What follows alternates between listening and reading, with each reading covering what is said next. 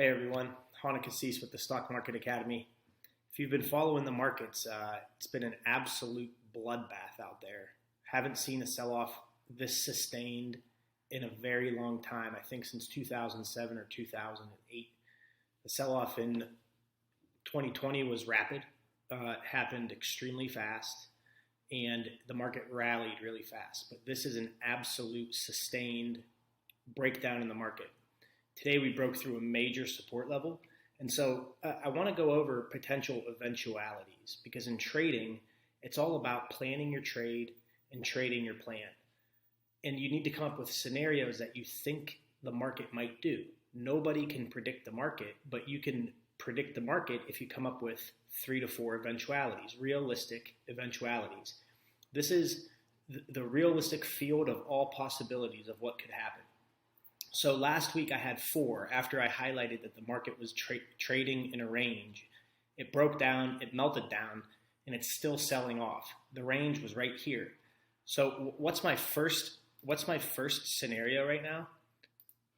That is, let me just zoom in a little bit here for you. My first eventuality right now is that the market reverses at Bollinger. So you can see that every time the market is extended and hits the Bollinger level, there almost always tends to be some type of rally. We had a rally here, we had a rally here, we had a rally here, and so we even had one here. And so here we are now. So we're trading outside of Bollinger on every time frame, including the weekly except the monthly. And we should expect, if we see a candlestick reversal, some type of relief rally. That rally can only be sustained with really, really good news. So if the rally does come without really good news, either commensurate with the rally or shortly thereafter, I would go to eventuality let me say that again. If we see good news with the rally or shortly after the rally, it might sustain the rally. Otherwise, I would go to eventuality number 2, and that answers the question, how low will stocks go? So the real simple answer is, well, use Fibonacci. Given that we've fallen outside of major support levels, we had support levels here, here, and here, and we just broke through. So the rational expectation from a trader's perspective is that we see lower levels. So how low will stocks go?